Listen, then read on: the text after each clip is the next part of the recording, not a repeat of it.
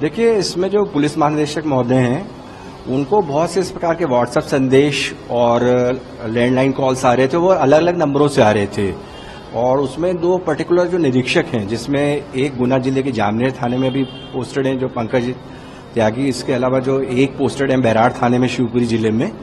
जो विनय यादव। तो इनके बारे में यह आ रहा था कि जो गुना वाले निरीक्षक हैं उनको जो है ग्वालियर जिले में पदस्थापना कर दी जाए और जो शिवपुरी जिले में पदस्थ हैं उनको भिंड जिले में पदस्थापना कर दी जाए।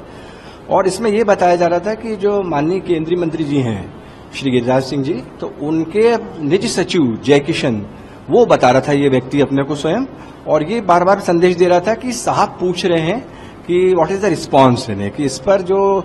पर्टिकुलर दो इंस्पेक्टरों के बारे में जो उनके आवेदनों को सबमिट किया, इस पर क्या एक्शन हो, अभी तक ऑर्डर हुए कि नहीं। तो लगातार इसने जब इस प्रकार से फॉलो किया तो इसमें डीजीपी साहब को थोड़ा सा संदेह हुआ, और उन्होंने जो तकनीकी एनालिसिस किया पुलिस मुख्यालय लेवल पे, उसके बाद हम लोग को इंटीमेट किया कि ग्वालियर जिले में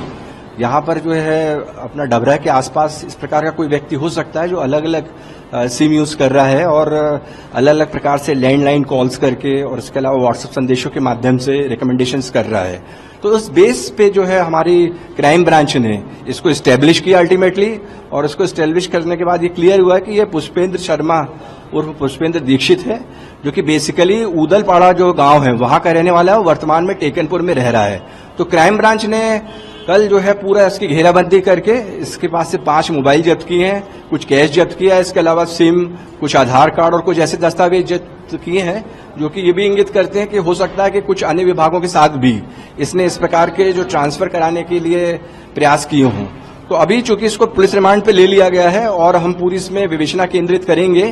कि और किस प्रकार के प्रकरण हैं जिसमें इसका इन्वॉल्वमेंट हो सकता है। तो फिलहाल इन्वेस्टिगेशन जारी है इसमें।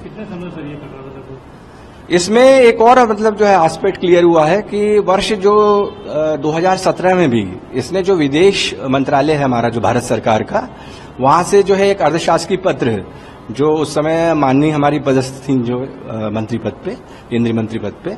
तो उनकी तरफ से जो है लिखा हुआ प्रेषित कराया था जो बीएसएफ के हेडक्वार्टर पे, और 3 कांस्टेबल के जो ट्रांसफर टेकनपुर जो हमारा संस्थान है यहाँ पे बीएसएफ का, उसमें रिकमेंड कराना बताया था विदेश मंत्रालय की तरफ से।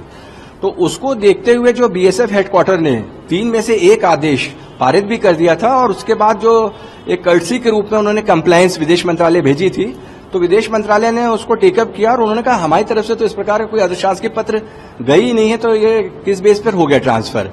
तो उनकी जो विजिलेंस विंग है बीएसएफ की, उसने पूरा इस विषय पे इन्वेस्टिगेशन किया था, और साउथ दिल्ली जो डिस्ट्रिक्ट है उसमें जो लोधी रोड थाना है वहां पर एक अपराध पंजीबद्ध हुआ था इसके खिलाफ, धारा 420 उसमें लगी थी, धारा 468 और 471, और उसके खिलाफ जो कॉम्पिटेंट कोर्ट है उसमें चार्जशीट भी प्रस्तुत की गई है।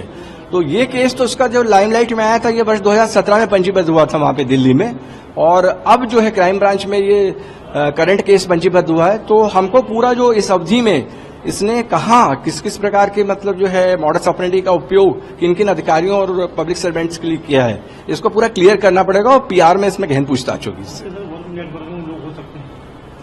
अब ये अभी क्लैरिटी बनेगी जब हम डेटा एनालिसिस करेंगे और जो टेक्निकल एनालिसिस और करेंगे जो डेटा का, उसके बेस पर हम उसमें और क्लैरिटी